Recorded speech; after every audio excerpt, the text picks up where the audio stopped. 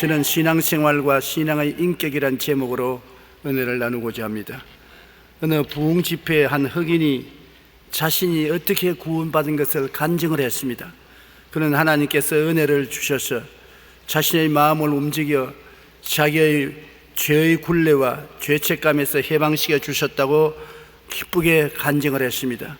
간증이 끝나자 사회자가 그에게 물었습니다. 형제님이 받은 구원에 대해서만 말씀하시는데 구원받기 위해서 형제님이 어떠한 노력을 했는지 그것을 말씀해 주십시오. 그러자 그는 즉시 이렇게 대답했습니다. 제가 한 일에 대해 말씀드리는 것을 잊었습니다. 저는 30년이 넘는 세월 동안 하나님으로부터 멀리 도망다니는 일만 했습니다. 제 마음속에 욕심껏 시키는 대로 죄를 지었을 뿐입니다. 그런데 하나님께서는 도망다니는 저를 끝까지 따라오셔서 결국 저를 쓰러뜨리시고 기적같이 죄에서 해방시켜 주셨습니다. 오늘 많은 사람들은 예수님을 2000년 전의 역사적 인물로만 전하고 기적은 없다고 말을 하는 것입니다. 또한 구원을 얻기 위해서 믿음뿐만 아니라 응당한 행위를 해야 한다고 기형적인 복음을 주장합니다. 그러나 구원은 이 흑인이 간증한 것처럼 오직 믿음으로 얻는 것입니다. 우리가 한 일은 주님을 피해서 도망치는 일, 주님을 거역해서 죄를 짓고 불의하고 추악한 생활을 한 것밖에 없습니다. 그러나 주님이 그 자비와 긍휼로 우리를 붙잡아서 우리를 성령으로 감동시켜서 회개시키고 예수를 믿도록 도와주셔서 순수히 주님의 은혜로 구원을 받게 된 것입니다. 그러나 구원받는 것하고 신앙적인 인격의 성장하고는 대단히 틀립니다. 많은 사람들은 구원을 받고 난 다음 자라지 않습니다. 어린아이가 태어나고 난 다음에 자라지 않은 것처럼 자라지 않습니다. 그러나 하나님이 원하시는 것은 우리가 자라기를 원하는 것입니다. 어린아이가 태어나는 것은 자기 마음대로 못해요. 태어나는 것은 부모님의 은혜로 태어나는 것이지만 태어나고 난 다음 먹고 운동하고 자라는 것은 노력을 해야 되는 것입니다. 노력 없이 먹고 마시고 자랄 수가 없습니다. 구원도 한 가지인 것입니다. 하나님의 은혜로 아무 한 일 없이 구원을 받고 난 다음에 자라는 것은 우리가 노력을 해야 되는 것입니다. 우리가 노력하지 않고는 성장하지 못합니다. 자식이 자라지 못하면 부모의 마음에 큰 부담과 걱정이 되는 것처럼 우리가 자라지 못하면 하나님이 굉장히 걱정을 하시는 것입니다.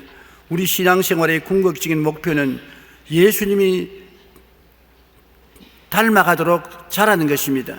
로마서 8장 29절로 30절에 하나님이 미리 아신 자들을 또한 그 아들의 형상을 본받게 하기 위하여 미리 정하셨으니 이는 그로 많은 형제 중에서 맏아들이 되게 하려 하심이라.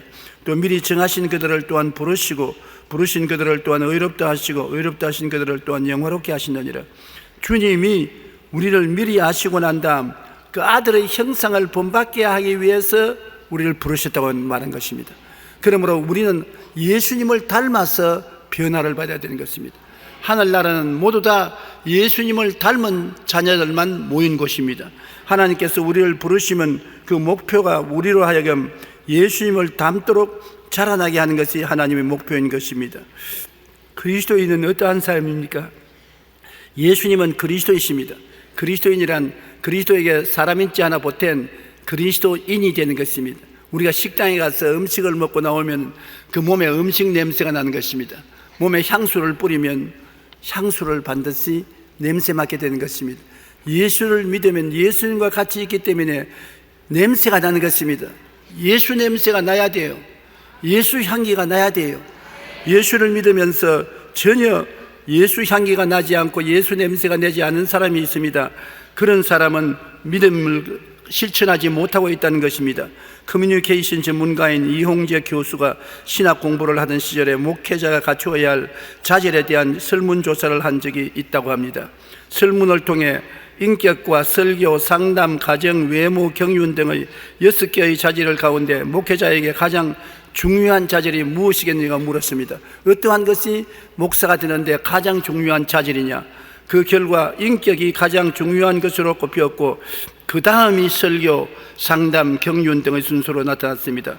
일반인들이 목회자에게 기대하는 것은 무엇보다도 좋은 인품을 기대합니다. 목사가 사람들을 대할 때 좋고 풍성한 인품을 가지고 대해주는 것을 성도들은 원한다는 것입니다.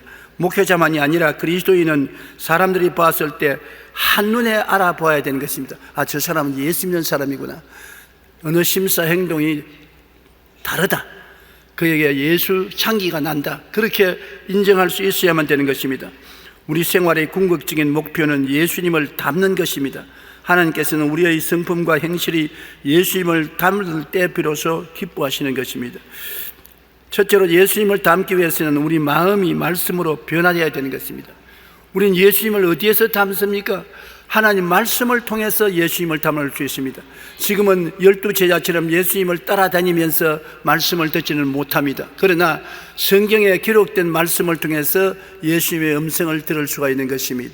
그렇기 때문에 하나님 말씀을 우리가 읽고 듣고 묵상함으로 마음이 하나님의 능력으로 충만하게 되며 마음이 새롭게 창조되고 변화되는 것입니다. 우리 마음이 변화되는 것은 말씀을 통해서 변화가 되는 것입니다. 말씀을 듣고 읽고 묵상하면 말씀은 살아서 속에 들어가서 운동력을 나타내는 것입니다. 하나님의 말씀은 살았고 운동력이 있어 좌우의 날선 검보다 예리하여 혼과 영과 및 관절과 골수를 짜게는 것입니다. 그러므로 하나님 말씀을 읽으면 별 도리 없이 마음속에 변화가 다가오고 믿음이 생겨나는 것입니다. 마태복음 4장 4절에 예수님께서 말씀하기를 사람이 떡으로만 살 것이 아니요 하나님의 입으로 나오는 모든 말씀으로 살 것이라고 말씀한 것입니다. 우리가 세상에서 떡을 먹고 사는 것처럼 우리의 영혼은 말씀을 먹음으로 살게 되는 것입니다.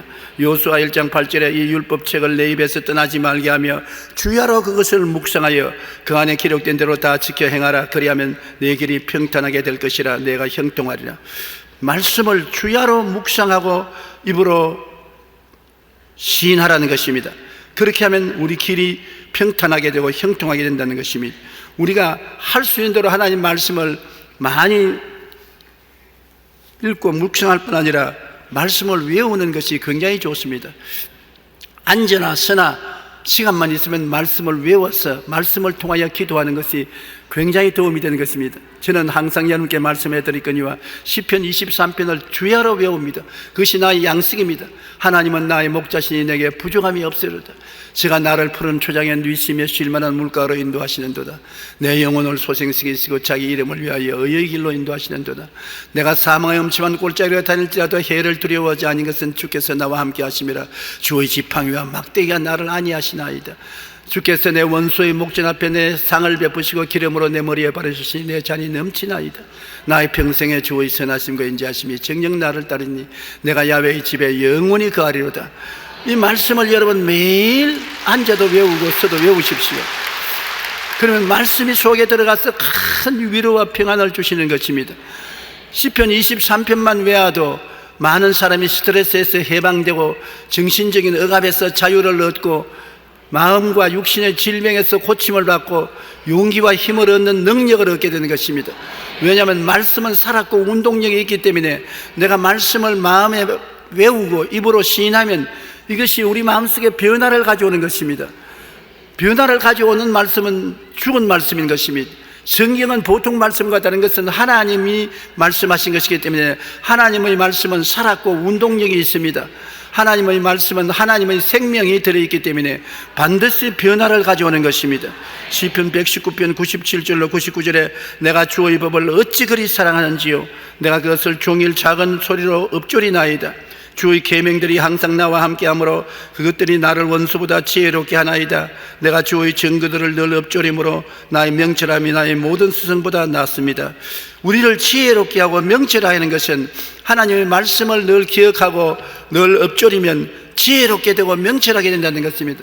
우리 어린아이들에게 성경을 읽고 성경을 묵상하고 성경을 입으로 시인하게 만들면 어린아이들이 성경을 통해서 굉장히 지혜롭게 되는 것입니다. 오늘 역사를 통해서 위대한 대통령, 위대한 지도자들은 모두 다 성경을 의지한 사람이었습니다. 성경을 통해서 나라를 다스리고 돌보시는 분이신 것입니다. 하나님의 성경은 여러분에게 놀라운 지혜와 총명과 모략과 재능과 지식을 허락하여 주시는 것입니다. 왜냐하면 하나님의 지혜와 지식과 총명이 그 속에 들어있기 때문인 것입니다. 이러므로 우리는 주의 법을 사랑하고 하루 종일 하나님 말씀을 늘 묵상하는 것이 큰 축복이 되는 것입니다. 말씀 속에는 능력이 있습니다. 프린스턴 신학교의 성서 신학자인 오토 파이퍼 교수가 강의를 하다가 학생들에게 이렇게 말했습니다. 종교 개혁을 일으킨 사람이 누굽니까? 학생들이 다 마르틴 루터입니다. 아닙니다. 마르틴 루터가 종교 개혁을 일으키지 않았습니다. 학생들이 깜짝 놀랐습니다. 이 선생님이 이단이 된가 보다. 역사를 거꾸로 바꾸려고 한다. 그러나 그 선생님은 말하기를 마르틴 루터가 종교 개혁을 한 것이 아니라 마르틴 루터가 갈라디아서를 읽다가 말씀에 감동이 되어 믿음으로 구원받는다는 말씀이 루터의 마음속에 들어와서 폭발을 일으켰어. 변화를 받아. 그는 도저히 이 말씀을 전하지 않고는 견딜 수 없는 마음의 충격을 받았다는 것입니다. 그래서 그런 종교개혁을 일으켰다는 것입니다. 말씀을 통해 깨달은 진리의 생명력이 마르틴 루터를 사로잡아 마침내 종교개혁을 이루었다는 것입니다. 말씀은 영적인 양식이 될 뿐 아니라 말씀을 읽고 듣고 묵상하면 마음이 하나님의 능력으로 충만하게 되어 새롭게 창조되며 변화시키게 된 능력이 있는 것입니다. 말씀을 우리가 가르치고 배우고 묵상하면 변화가 되는 것이 중요한 것입니다. 우리 크리스찬들이 변화를 받지 않으면 크리스찬이라고 할 수 없습니다. 형식과 의식을 따라서 살면 자라지 않습니다. 마음이 변화가 되어 영광에서 영광으로 자라야 되는 것입니다. 승리에서 승리로 자라고 믿음에서 믿음으로 용기에서 용기로 성장해야 되는 것입니다. 말씀이 우리가 자라는 방향을 인도하고 변화를 이끌어주는 것입니다.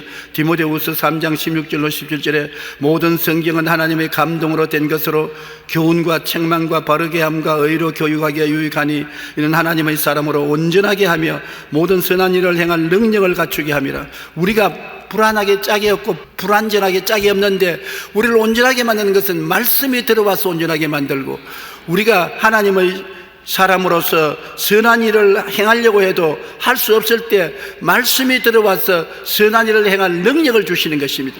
힘이 있어지는 것입니다. 우리가 운동을 하면 몸에 근력이 생겨나서 힘이 생기는 것입니다. 그러므로 끊임없이 우리는 체력에 운동을 해서 연단을 해서 몸에 저항력을 길러야 되는 것처럼 말씀이 들어오면 몸에 신앙의 근력이 생겨서 힘이 생기고 저항력이 생겨서 능력이 있게 되는 것입니다. 그러므로 성경은 말씀하기를 너희가 거듭난 것은 썩어질 씨로 된 것이 아니요 썩지 아니할 씨로 된 것이니 살아있고 항상 있는 하나님의 말씀으로 되었느니라. 세상 씨앗은 땅에 심으면 썩어지지만은 말씀은 마음속에 들어와서 항상 살아있고 하나님께 능력을 주는 말씀으로서 역사하신다는 것입니다.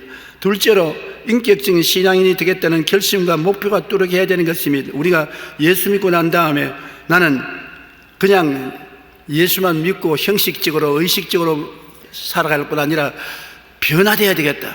나는 신앙적으로 인격을 얻어야 되겠다. 우리가 태어날 때는 품성을 그대로 가지고 태어납니다. 성격이 급한 사람, 느린 사람, 또 마음이 좁은 사람, 넓은 사람, 태어날 때부터 그런 품성을 가지고 태어납니다만 신앙이 인격이 자라고 그리스도를 닮아 변화받고 사랑과 희락과 화평과 오래 참음과 자비와 양성과 충성과 온유와 절제와 같은 인격을 얻게 되는 것은 노력해야 되는 것입니다.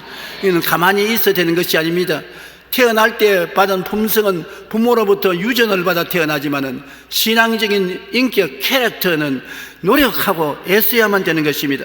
믿고 난 이후에 인격적 성장에 무관심한 사람도 있고 세속적인 신앙에 취해 있는 사람도 있습니다. 마태복음 6장 24절에 한 사람이 두 주인을 섬기지 못할 것이니 혹 이를 미워하고 저를 사랑하거나 혹 이를 중히 여기고 저를 경히 여김이라. 너희가 하나님과 재물을 겸하여 섬기지 못하느니라. 우리가 예수를 믿는다는 것은 우리 마음속에 영원한 주인을 모신 것입니다. 우리 마음속에 세상을 꽉 들어 채워 있다가 세상을 쫓아내고 새로운 주인 하나님의 아들 예수님을 모셔드린 것입니다. 새로운 주인이 들어왔으므로 주인을 섬기고 모셔야 되는 것입니다. 주인 앞에 우리는 엎드려서 신발을 벗어놓고 종으로서의 헌신을 해야 되는 것입니다. 그런데 예수를 믿고 난 다음에 주인을 한쪽 구석에 물어놓고 여전히 세상이 꽉 들어차서 육신의 정욕과 안목의 정욕과 이생의 자랑을 따라 살고 세상의 쾌락에 젖어서 산다면 이러한 사람은 형식적인 신앙을 얻었지 성장하지 못한 무심한 사람인 것입니다. 디모데후서 3장 4절로 5절에 배신하며 조급하며 자만하며 쾌락을 사랑하기를 하나님 사랑하는 것보다 더하며 경건의 모양은 있으나 경건의 능력은 부인하는 자니 이런 자들에게서 돌아서라. 예수 믿는다고 하면서 믿을 수가 없어요. 서로 배신하고 조급하고 자만하고 쾌락을 사랑하기를 하나님 사랑하는 것보다 더하고 경건의 모양은 와서 교회에 와서 예배도 드리고 찬송도 하고 기도도 하고 밖으로 볼 때는 참 예수 잘 믿는 같이 보이나 그러나 실제 생활은 그와 정반대의 생활을 하는 이러한 위선자에게서 돌아서라고 말하고 있는 것입니다. 마태복음 23장 25절로 28절에 예수님께서 외식하는 서기관과 바리새인들에게 큰 경고를 하셨습니다. 너희들은 대접의 겉은 깨끗하되 그 안에는 탐욕과 방탕으로 가득하다. 그릇은 겉만 깨끗하지 속은 더러운 것으로 꽉 들어차 있다. 눈먼 바리새인이여 너희는 먼저 안을 깨끗이 하라. 그리하면 겉도 깨끗하리라. 화 있을진저 외식하는 서기관들과 바리새인이여 회칠한 무덤 같으니 겉으로는 무덤을 아름답게 회칠을 해놓아서 야, 그 무덤 참 그 곱다 아름답다. 파헤치 보면 뼈가 남아있고 썩은 살점이 있고 냄새가 나고 더러운 것이 가득한 것입니다. 신앙도 그와 같은 것입니다. 겉으로는 훌륭하게 보여도 속은 썩어 빠졌다는 것입니다.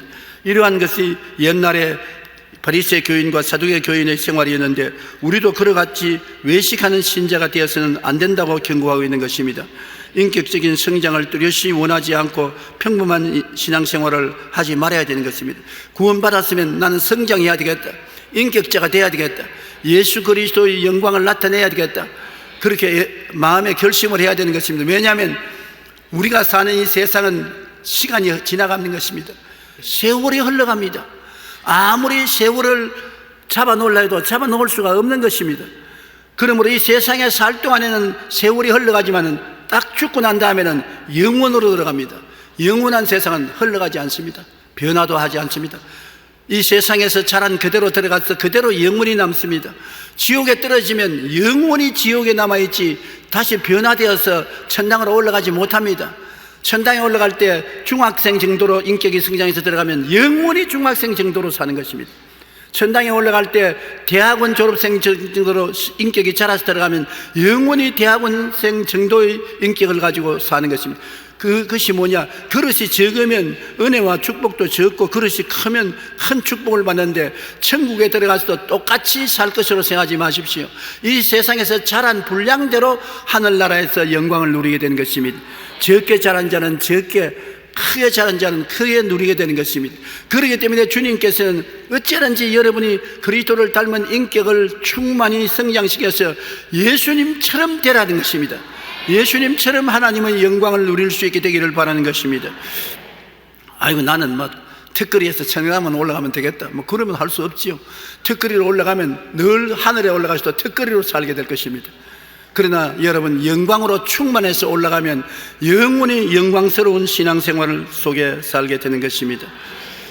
에베소서 5장 8절로 10절에 너희가 전에는 어두움이더니 이제는 주 안에서 빛이라 빛의 자녀처럼 행하라. 여러분은 빛입니다. 옛날에는 마귀에 속한 어두움이더니 이제는 빛입니다. 한번 따라 말씀하시죠. 나는 예수님 안에서 어두움이 지나가고 빛의 자녀가 되었다. 그러므로 빛의 열매가 맺어지는데 빛의 열매는 착함과 의로움과 진실함이 있는 것입니다. 여러분 사람이 마음이 착해지고 의로워지고 진실해지는 것은 빛이면 그 열매로서 나타나게 되는 것입니다. 골로새 3장 1절로 2절에 그러므로 너희가 그리스도와 함께 다시 살리심을 받았으면 위의 것을 찾아라. 거기는 그리스도께서 하나님 우편에 앉아 계시느니라. 위의 것을 생각하고 땅의 것을 생각하지 말라. 우리는 이 세상에 살면서 땅만 보고 살 수도 있고 위를 보고 살 수도 있는 것입니다. 땅만 보고 사는 사람은 구원받지 못한 육신에 속한 사람인 것입니다. 육신의 정욕, 안목의 정욕, 이생의 자랑을 쫓아 소돔 고모라에 사는 사람들처럼 땅만 보고 살다가 나중에 멸망하는 것입니다. 예수 믿는 사람은 늘 위를 쳐다보는 것입니다. 아침에 자고 깨어나도 기도하고 찬송하며 위를 쳐다보고 저녁에 잠들기 전에도 위를 쳐다보고 예배에 만나도 위를 쳐다보고 늘 하늘을 생각하고 하나님의 은총을 생각하고 하나님과 교제하는 삶을 사는 것입니다. 그러므로 우리는 그리스도와 함께 살리심을 받았기 때문에 늘 예수님 계신 곳을 바라보고 살아야만 되는 것입니다. 하나님의 뜻을 쫓아 예수님 제자가 되겠다고 굳게 결심을 하면은 우리는 로마서 12장 2절처럼 너희는 이 세대를 본받지 말고 오직 마음에 새롭게 함으로 변화를 받아 하나님의 선하시고 기뻐하시고 온전하신 뜻이 무엇인지 분별하도록 하라. 우리가 세상에 살면은 하나님이 이 정도면 됐다, 선하신 뜻도 있고 하나님이 좀 더 잘해야 기뻐하시는 뜻도 있고 하나님의 온전하신 뜻도 있는 것입니다. 여러분, 이 세상에 살면서 하나님이 선하신 뜻만 행하지 말고 좀 더 나아가서 하나님이 기뻐하시는 뜻을 행하고 기뻐하는 뜻보다 더 나은 온전한 뜻으로 사는 우리들이 되면 얼마나 좋겠습니까? 오늘 많은 사람들이 예수 믿고 난 다음에 그저 이 정도 믿었으면 되었다, 하나님이 선하시다고 생각할 것이다, 그런 정도에 머무는데 그러지 말고 한 걸음 더 나아가 하나님을 기쁘시게 하고 하나님이 온전하다고 인정하는 그런 신앙생활로 전진해 나가야 될 것입니다. 마태복음 16장 24절에 누구든지 나를 따라오려거든 자기를 부인하고 자기 십자가를 지고 나를 따를 것이라. 말하기는 쉬워도 생활은 정말 어렵습니다. 우리의 생활에 내가 원하는 것이 있고 하나님이 원하는 것이 상충되는 것입니다. 그럴 때 나를 십자가에 못 박아버리고 하나님이 원하는 것을 따라가야 될 것인 것입니다. 주일날 내가 꼭 교회에 나가야 되겠는데 친구들이 동창들이 모여서 그날 운동하러 나가자 그럽니다. 친구들이 야, 하루쯤 교회 안 나가도 된다, 우리와 오래간만에 만났으니 운동 한번 하자. 내가 하고 싶은데 거기 따라가면 주님의 뜻을 거역하는 것이고 거기 안 따라가자면 친구들을 무시하는 것이고 굉장한 갈등에 처하게 되는 것입니다. 그때 야, 그냥 갈 수 없으니까 내 기도나 좀 하고 자기 혼자 주님 바쁘니까 좀 들으십시오 그러고 성경 읽고 기도하고 오늘은 이것만 만족하고 주십시오. 그런다고 해서 하나님이 그를 용납하고 인정할 수가 없는 것입니다. 그러므로 자기를 십자가에 못 박아야 돼요. 자기를 못 박고 이 세상을 부인하고 그리고 주님을 따라 나가면 한 머리는 섭섭하지만은 다른 면에서는 기쁨과 즐거움이 넘치게 되는 것입니다. 나를 십자가에 못 박는다는 것은 내가 섭섭한 일을 당할 때가 많습니다. 섭섭하더라도 나를 부인해야 되고 주님을 기쁘시게 하는 길을 택한다는 것은 참으로 온당한 일이지만은 노력을 해야 되고 투쟁을 해야 되는 것입니다. 쉽지는 않은 것입니다. 우리가 주님을 따라가면 열매를 맺고 하나님께서 영광을 드리고 주님의 참 제자가 될 수 있는 것입니다. 어느 교회 40대 부부를 대상으로 부부의 신앙생활에 관한 설문조사를 했습니다. 문항 중에 남편이나 아내의 신앙에 대한 평가를 하라고 했는데 152명이 대답을 했는데 그 가운데 배우자의 신앙이 성숙한 편이라고 응답한 사람은 135명 중에 4명밖에 없었습니다. 부족하지만 노력하는 편이라고 응답한 사람은 24명이었습니다. 부족하면서도 노력도 하지 않는다 응답한 사람은 거의 대부분으로 124명이었습니다. 부부가 서로 볼 때 서로 형식적인 신앙을 하고 있다는 거 표현한 것이 124명입니다. 많은 사람이 신앙생활은 형식적으로 하거나 자기 뜻대로 하는 경우가 많습니다. 예수 믿고 난 이후라도 인격적 성장에는 무관심합니다. 내가 뭐 인격적으로 잘하겠느냐, 예수 믿은 것만 해도 충분하다, 그렇게 해서 자기 마음대로 살고 무관심하게 사는 사람들이 많습니다. 신앙생활을 통해 인격적인 신앙인이 되기 위해서는 말씀에 따라 예수님 제자가 되겠다고 결심을 하고 목표를 정하고 십자가를 걸머쥐고 주님 따라가는 그러한 삶을 살아야 되기 때문에 희생이 따라오고 고통이 따라오는 것입니다. 잘하는데 고통이 안 따라올 수가 없어요. 잘하면 신발도 커짐으로 적은 신발은 벗어놓아야 되고 옷도 커짐으로 적은 신발은 옷은 벗어놓고 큰 옷으로 갈아입어야 되고 잘할 땐 변화가 다가와야 되는 것입니다. 그런데 우리가 이러한 변화를 가져오려면 고통이 다가오는 것입니다. 내가 예수 잘 믿으려면 힘들어요. 신앙적인 인격을 가지려면 힘들어요. 성 내야 될 때 성을 못 내지요. 한 대 쥐어 받고 싶은데 못하는 것도 답답한 일이지요. 먹고 싶은 거 못 먹으니까 술병을 먹어도 옛날엔 제가 마셔서 괜찮았는데 아이고 마셔볼까 안 마셔볼까 고통스럽지요. 가고 싶은데 못 가니까 괴롭지요. 그러나 십자가를 걸머쥐어야 되기 때문에 이런 고통을 참아야 잘하는 것입니다. 그럼 내가 참을 수가 없는데요. 난 내 힘으로 도저히 안 되는데. 그래서 성령님의 도우심이 필요한 것입니다. 우리 하나님께서 우리가 능력이 없다는 것을 알고 계십니다. 그렇기 때문에 우리를 돕는 자 성령을 보내주신 것입니다. 성령을 다른 보혜사라고 말하는 것입니다. 다른 보혜사는 예수님과 꼭 같으나 다른 분을 말하는데, 보혜사는 하나님께서 보내심을 받아 우리를 돕기 위해서 항상 우리와 같이 계신 분을 말하는 것입니다. 우리와 같이 계셔. 지금 이 자리에 성령이 여러분과 같이 계시는 것입니다. 따라 말씀해서, 보혜사는 나를 돕기 위해서 하나님께로부터 보내심을 받아 항상 같이 계신 분이다. 그러므로 이 자리에 항상 같이 계셔요. 하나님 말씀이 그렇게 우리에게 보증을 하셨습니다. 또 그리스도께서 너희 안에 계시면 몸은 죄로 인하여 죽은 것이나 영은 의로 말미암아 살아있는 것이라. 예수를 죽은 자 가운데서 살리시니 영이 너희 안에 거하시면 그리스도 예수를 죽은 자 가운데서 살리시니가 너희 안에 계시는 그 영으로 말미암아 너희 죽을 몸도 살리시리라. 우리가 예수를 믿으면 그리스도와 함께 십자가에 못 박혀 옛사람은 죽고 우리 속 사람이 살아나서 영이 살아났지 않습니까? 그러면 살아나면 하나님의 성령이 우리 몸속에 와서 거하시면 성령이 우리 영혼만 도와주는 것이 아니라 죽을 육체도 치료하여 도와주신다. 나는 그런 것을 종종 체험합니다.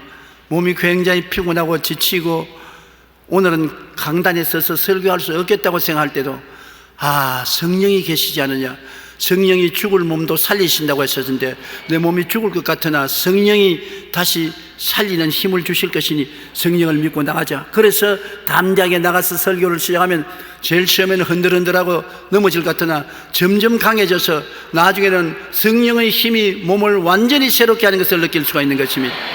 한두 번 체험했으면 모르겠거니와 늘 체험하는 것입니다. 한 번은 세상 뜻인 하용조 목사님이 저보고, 조 목사는 어떻게 생각할지 모르겠지만 나는 일주일에 이 신장 투석을 3번이나 하고 매일같이 죽음 직전에 서 있습니다. 나의 삶이란 죽음과의 몸부림입니다. 그래도 내가 항상 설교하라고 서기만 하면 새 사람이 되고 설교 끝마칠 때까지 기운이 충만해지는 것입니다. 나는 그런 체험을 하는데 조 목사는 그런 체험을 해본 적이 있습니다. 그래서 나도 갔습니다. 나도 동창생이니까 그 참 하나님께 감사하고, 성령이 도와주시는 한도 내에서는 우리가 어떠한 연약도 이길 수가 있다고 내가 보증을 한 것이 있습니다. 여러분, 하나님 성령께서는 우리 연약함을 도와주시는 것입니다. 그리고 그 다음 하나님께서 우리를 도와주시기 위해서는 우리가 주님께 도움을 구해야 되는데, 보통 때 자기가 잘 나갈 때는 주님을 잊어버립니다. 제자들이 여러분 배를 타고 갈릴리를 건너갈 때 평안하고 좋았습니다. 푸른 하늘, 조용한 물결, 순풍이 다가오니 기분이 좋고 해서 예수님 필요 없었어요. 예수님을 혼자 내버려 두었었습니다. 예수님은 아무도 대화해 주는 사람이 없기 때문에 배 한 머리에 손베개를 하고 주무셨습니다. 그런데 바람이 갑자기 불고 파도가 치고 물이 넘쳐서 배에 물이 스려 들어오고 배가 침몰할 위기에 처하니까 그때 고통 속에 제 아들이 누구를 생각했냐, 이제는 세상 즐거움이 순식간에 사라지고 자기를 고통에서 건져줄 예수님이 필요했습니다. 차는 예수님을 째흔들었습니다. 주님, 우리가 죽게 되었사오니 우리를 죽도록 내버려 두지 마시옵소서. 주님께서 일어나서 바람과 파도를 꾸짖으시니 즉시로 조용해졌습니다. 그때 예수님께서 너희 믿음이 어디 있냐고 꾸짖으신 것은, 우리가 좋을 때는 우리 믿음이 세상에 있지요, 주님을 찾지 않습니다. 고통이 있어야 주님을 찾습니다. 그렇기 때문에 예수 믿는 우리들이 자라게 하기 위해서는 주님께서 사망의 엄침한 골짜기로 지나게 만들어주는 것입니다. 좋을 때는 예수님을 찾지 않는데 사망의 엄침한 골짜기를 찾으면 주님이 같이 계신가 찾기 시작하는 것입니다. 주님이 있어야 살아날 것이니까. 물에 빠진 사람은 뭐라도 잡지요? 지푸라기라도 잡습니다. 그러니까 내가 고난당할 때 예수님을 찾지 않을 수가 없습니다. 주여, 내가 주님을 구하니 나를 살려주십시오. 그리고 맹세도 많이 합니다. 살리만 주면 이제 주일 열심히 지키겠습니다. 11조 꼭 내겠습니다. 전도 열심히 하겠습니다. 변화받겠습니다. 나중에 지키지도 못할 일을 맹세를 수두룩히 하지요. 그러나 고통을 당해야 자기 연약함을 깨닫게 되는 것입니다. 연약할 때 주님께 의지하면 주님의 은혜가 우리를 점령할 수 있는 것입니다. 우리가 스스로 강해서 주님께 의지하지 않냐고 주님을 뿌리치면 주님이 어찌할 도리가 없어요. 제가 늘 D.L. 무디 목사님과 그 딸의 이야기를 하는데, D.L. 무디 목사님이 그 딸을 데리고 얼음판을 지나갈 때 그 딸이 아버지 손 놔, 나 손 잡지 마, 나도 걸어갈 수 있어. 아버지가 위험한데 잡지 마. 그러다가 미끄러져서 엉덩방아를 쾅 찍었습니다. 그러자 우니까 아버지가 손을 탁 잡았습니다. 그러니까 가다가 미끄러지면 아버지 손에 달랑 달립니다. 그가 미끄러져서 엉덩방아를 찍었기 때문에 아버지 손을 잡는 것입니다. 안 그러면 아버지 손을 잡지 않아요. 여러분도 엉덩방아를 찍어야 예수님의 손을 잡습니다. 고통스러워야 예수님의 손을 잡습니다. 예수님의 손을 잡으면 예수님의 지팡이와 막대기가 와서 여러분을 변화시켜 주시는 것입니다. 예수님의 지팡이는 예수님의 지혜와 총명과 모략과 재능과 지식이 체험되게 만들어 주시고, 막대기는 예수님의 권세와 능력을 체험하게 해주는 것입니다. 예수님의 지혜와 총명과 모략과 재능과 예수님의 권세와 능력을 체험해서 변화되는 것입니다. 인격이 변화돼요. 한 대 얻어맞고 고통을 당하고 나면 아유, 옛날에 잘못하다가 호통하니 또 그런 거 안 당해야 되겠다. 그래서 변화되는 것입니다. 사람은 자기가 고통당한 만큼 변화되는 것입니다. 고통당하지 않고 변화된 사람은 없습니다. 여러분, 인생에 아무런 고통 없이 편안하고 안락한 중에서 예수 믿는 사람 몇 사람이 있습니까? 여러분, 누구든지 손가락 밑에 바늘이 들어가도, 가시가 들어가도 아팠으니까 예수 믿고 나왔지, 모든 것이 편하고 좋았으면 안 믿을 사람 많습니다. 그러므로 고통이 반드시 나쁜 것은 아닌 것입니다. 우리를 믿고 변화시키는 데는 고통이 필요한데, 하나님이 감당할 만큼만 고통을 주시는 것입니다. 초등학교 고통밖에 못 받을 것 같으면 초등학교 정도밖에 안 주시는 것입니다. 중등만은 하면 중등, 고등학교 정도 되면 고등 대학이면 대학 같은 고통을 당할수록 많이 깨어지고 그릇이 커지고 인격이 성장하게 되는 것입니다. 그러나 감당치 못할 것은 안 하는 것입니다. 그렇기 때문에 하나님은 여러분의 협조가 필요한 것입니다. 고린도후서 12장 9절로 10절에 나 여러 연약한 것들에 대하여 자랑하리니 이는 그리스도의 능력이 내게 머물게 하려 함이라. 이는 내가 약할 그때에 강함이라. 내가 약할 때 주님이 강하게 임하시는 것입니다. 약할 때 주님이 능력이 임하여서 나를 붙들어 주는 것입니다. 그러므로 약한다는 것은 내가 시험과 환난을 당하고 고난을 지날 때 약해지는 것입니다. 로마서 8장 26절로 27절에 성령도 우리 연약함을 도우시나니 우리가 마땅히 기도할 바를 알지 못하나 오직 성령이 말할 수 없는 탄식으로 우리를 위하여 친히 간구하시느니라. 마음을 살피신 이가 성령의 생각을 하시나니 이는 성령이 하나님의 뜻대로 성도를 위하여 간구하심이라. 보십시오. 성령이 우리와 같이 계셔서 우리가 약해서 흔들거릴 때 우리를 붙잡아 주시고 우리를 통해서 대신 기도해 주시는 것입니다. 방언기도요. 방언기도는 성령이 우리를 위해서 대신 기도해 주시는 것입니다. 하나님이 성령의 기도를 들으시고 우리를 도와주시는 것입니다. 우리 힘으로 못하니까 하나님 성령이 와서 우리를 성령의 기도까지도 도와주시게 되는 것입니다. 그래서 우리를 자라게 만들어 주시는 것입니다. 우리는 성령이 와서 계심으로 성령과 인격적인 교통을 해야 되는 것입니다. 요한복음 14장 16절로 18절 내가 아버지께 구하겠으니 그가 또 다른 보혜사를 너에게 주사 영원토록 너희와 함께 있게 하시리니 그는 진리의 영이라. 그는 너와 함께 거하시며 또 너희 속에 계시겠느니라. 내가 너희를 고아와 같이 버려두지 아니하고 너희에게로 오리라. 주님께서는 떠나가실 때 우리에게 주님과 꼭 같은 다른 보혜사를 보내주시겠다 했는데, 보혜사 성령은 예수님과 꼭 같은 하나님으로서 성령이 우리 속에 와서 계시는 것입니다. 그런데 성령은 인격자이기 때문에 교통을 해야 되는 것입니다. 여러분, 결혼할 때 결혼식만 하면 부부가 되었다고 생각하면 안 되는 것입니다. 법적으로 부부가 되었지요. 그런데 그 다음부터 대화가 있어야 부부가 되는 것입니다. 아침 먹고 점심 먹고 저녁 먹고 같이 살면서 좋은 일과 슬픈 일을 같이 나누고 이야기하며 앞에서 끌어지고 뒤에서 밀며 생활을 하나로 살아가는 대화가 있어야 부부가 되지, 그냥 결혼했다고 부부가 되는 것은 아닌 것입니다. 대화를 한다는 것은 여러분 관심을 기울여야 되는 것입니다. 남편도 아내하고 대화를 하려면 관심을 기울여야 돼요. 그냥 직장에 와서 우통 벗어놓고 밥 먹고 난 다음 자자 자고, 그 다음 아침에 일어나서 아침밥 먹고 그냥 간다 그럼 가고, 그렇게 하면 그 부부가 올바른 가정생활이 될 것이냐? 안 되는 것입니다. 부인도 남편과 대화를 하지 않고 아침밥만 먹으면 빨리 청소해 놓고 난 다음에 자기 친구들과 놀러 가고 모임에 가고 혹은 직장에 나가버리고 늦게 들어와서 저녁에 남편은 밖에서 먹고 오시오. 나는 오늘 바빠서 못 들어옵니다.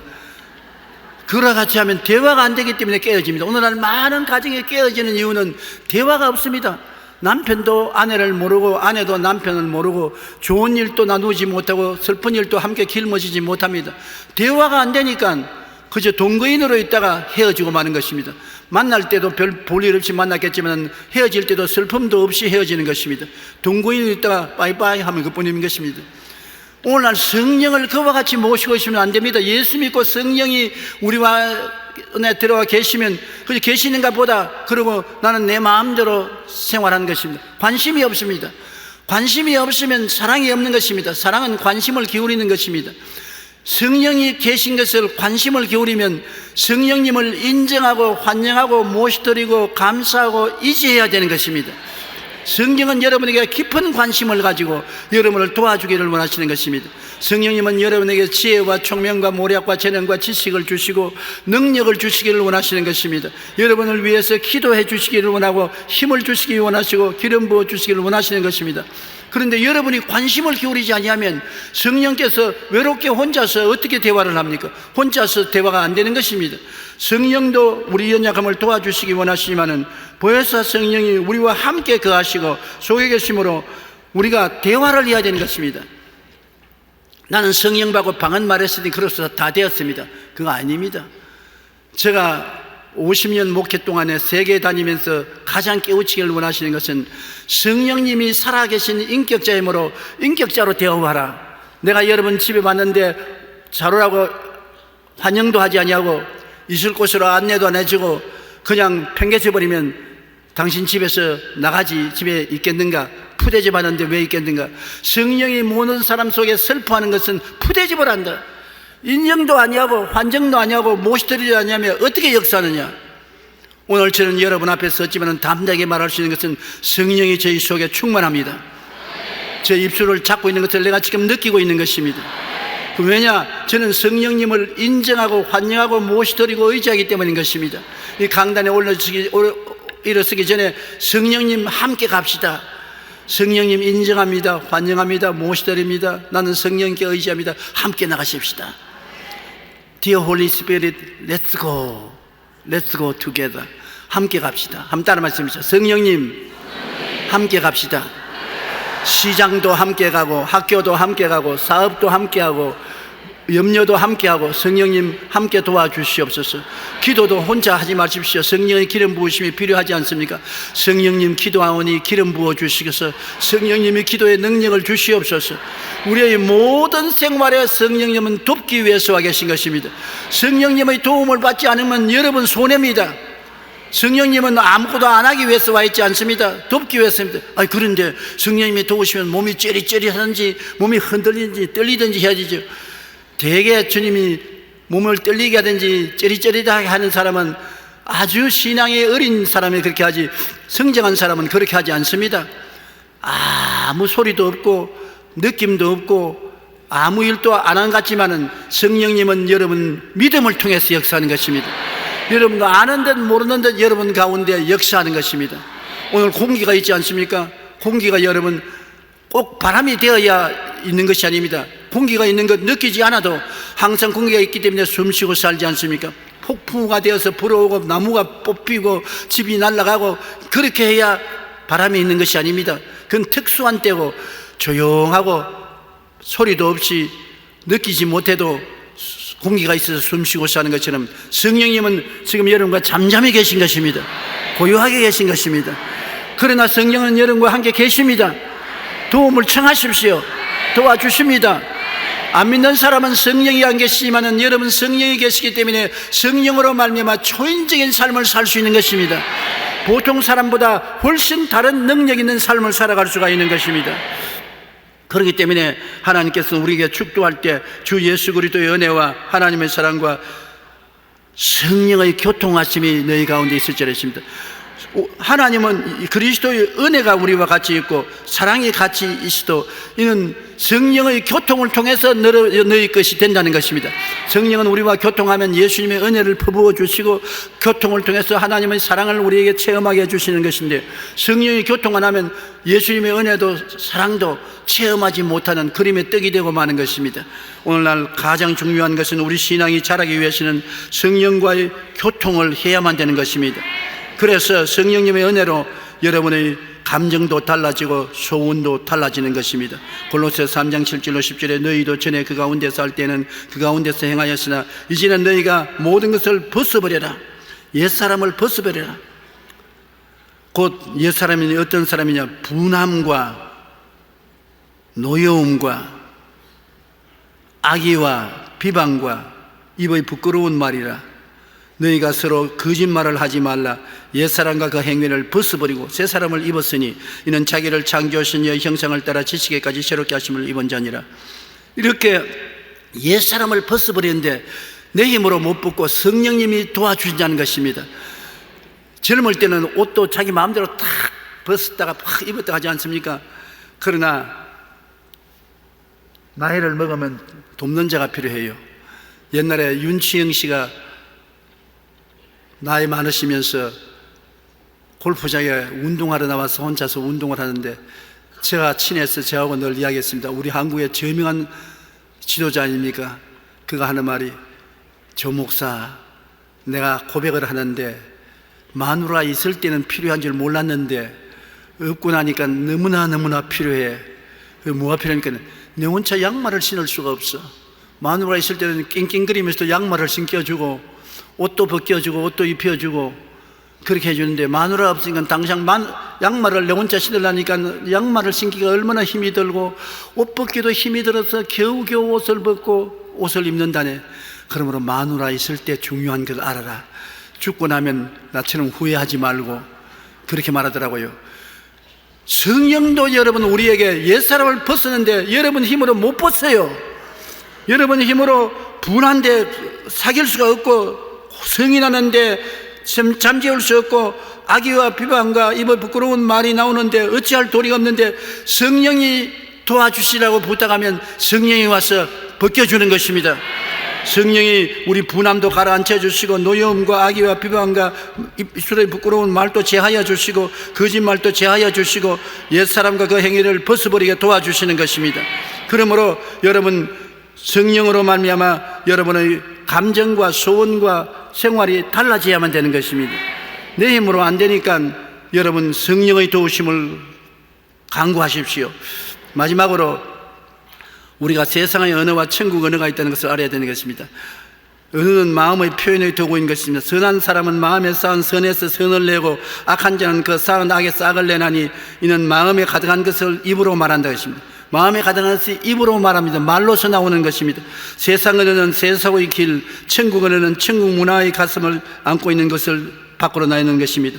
온순한 혀는 곧 생명나무이지만 패역한 혀는 마음을 상하게 한다고 말하는 것입니다. 말과 성품은 동반자인 것입니다. 말이 어떠하면 그 사람도 그렇게 합니다. 말이 흉악한 말을 하고 악한 말을 하고 상처 입힌 말을 하면 그 사람이 그런 사람입니다. 속도 그렇습니다. 그러나 말이 고운 말, 아름다운 말, 사랑의 말, 깨끗한 말, 신령한 말을 하면 그 사람은 그런 사람이고 자기 친구도 환경도 변화시키는 능력을 나타내는 것입니다. 선한 말은 꿀송이 같아서 마음에 달고 뼈에 양약이 된다고 말한 것입니다. 말은 여러분 자기를 변화시키고 이웃을 변화시키는 능력이 있는 것입니다. 에베소 4장 29절로 32절에 무릇 더러운 말은 너희 입 밖에도 내지 말고 오직 덕을 세우는 데 소용되는 대로 선한 말을 하여 듣는 자들에게 은혜를 끼치게 하라. 하나님의 성령을 근심하게 하지 말라. 그 안에서 너희가 구원의 날까지 인치심을 받았느니라. 너희는 모든 악독과 노함과 분냄과 떠드는 것과 비방하는 것을 모든 악의와 함께 버리고 서로 친절하게 하며 불쌍히 여기며 서로 용서하기를 하나님이 그리스도 안에서 너희를 용서함과 같이 하라. 우리가 말을 통해서 이렇게 변화된다는 것입니다. 내가 악한 말을 하고 남을 모욕하는 말을 하면은 그 마음도 그렇게 변화되고 이웃 사람도 그렇게 만드는 것입니다. 그러나 성령의 도우심을 받아서 모든 악의와 함께 비방하는 말과 악독과 분냄과 뜨는 것을 버리고 친절하게 하고 불쌍히 여기고 용서하는 말을 하면은 하나님의 성령께서 이것을 받아서 여러분도 그렇게 변화시키고 이웃도 변화시켜 주시는 것입니다. 말이 여러분의 인격을 변화시키는 것입니다. 내가 좋다고 말하면 나도 좋아지고 이웃도 좋아집니다. 내가 나쁘다고 말하면 나도 나빠지고 이웃도 나빠지는 것입니다. 내가 못 살겠다 하면 나도 못 살고 이웃도 못 살게 되는 것입니다. 내가 밉다고 하면 나도 못 미워지고 이웃도 미워지는 것입니다. 내가 약하다고 하면 나도 약해지고 이웃도 약해지는 것입니다. 말은 나만 영향력을 미치는 것이 아니라 이웃을 영향력을 미치고 주위 환경을 변화시키는 힘이 있는 것입니다. 말은 여러분 우리 인생에 굉장한 변화의 파워를 가지고 있는 것입니다. 말은 마음을 표현하는 도구입니다. 거꾸로 우리가 하는 말에 따라 우리 뇌가 다르게 반응한다는 것이 최근 연구를 통해서 증명되었습니다. 성경의 그래뿐만 아니라 오늘 심리학자들이 뇌를 연구해서 우리 말이 참말인 것을 증명한 것입니다. 미국 심리학자들은 오랜 연구 끝에 감사의 과학적 변화를 확인했습니다. 우리가 감사하는 마음으로 감사합니다, 고맙습니다고 말하면 뇌의 왼쪽에 있는 부분이 활성화되어 스트레스가 완화되고 행복을 느끼게 된다는 것입니다. 심리학자들은 이를 재설정 버튼을 누르는 것과 같은 효과가 있다고 말하는 것입니다. 심리학 교수인 로버트 에먼스 박사는 12세에서 80세까지 사람들을 대상으로 시험을 했는데 두 그룹으로 나누어서 한 그룹은 감사 일기를 매일 또는 매주 적도록 하고 다른 사람은 그냥 아무거나 적으라고 했습니다. 그래서 한 달 후에 조사를 해보니까 감사 일기를 적은 사람 4분의 3은 행복해지고 수면이나 일, 운동 중에 더 좋은 성과를 나타냈다는 것입니다. 감사를 하면 그만한 병화가 다가온다는 것입니다. 말과 성품은 동반자입니다. 우리 말이 어떠한가에 따라 그러한 사람이 됩니다. 평소에 고운 말, 아름다운 말, 사랑의 말, 깨끗한 말, 감사의 말 등을 하면은 얼굴도 달라지고 표정도 달라지고 환경도 달라지고 인생이 달라지는 것입니다. 신앙생활의 결과는 천국에 가는 것입니다. 여러분과 나는 결국에 천당 가려고 예수 믿는 것입니다. 이 땅에 살 동안에 주님 축복으로 영혼이 잘 되고 범사에 잘 되고 강건하지만은 이거 영원이 아닙니다. 우리가 이 땅의 생일이 끝나고 천국 가기 위해서 예수를 믿는 것입니다. 이 땅에 사는 동안에 그리스도를 본받는 인격자가 되면 그 인격을 가지고 천국에 들어가게 되는 것입니다. 변화는 오직 이 땅에 살아있을 동안만 가능합니다. 그래서 금세와 넷세 하나님을 기쁘시게 하는 삶을 살려면 변화받고 인격으로 자라야만 되는 것입니다. 여러분, 예수 믿고 이 땅에서 은총을 받을 뿐 아니라 변화받는 것을 목적으로 삼고 예수를 닮는 인격자가 되기를 목표로 하고 노력하게 되기를 주님 이름으로 축원합니다.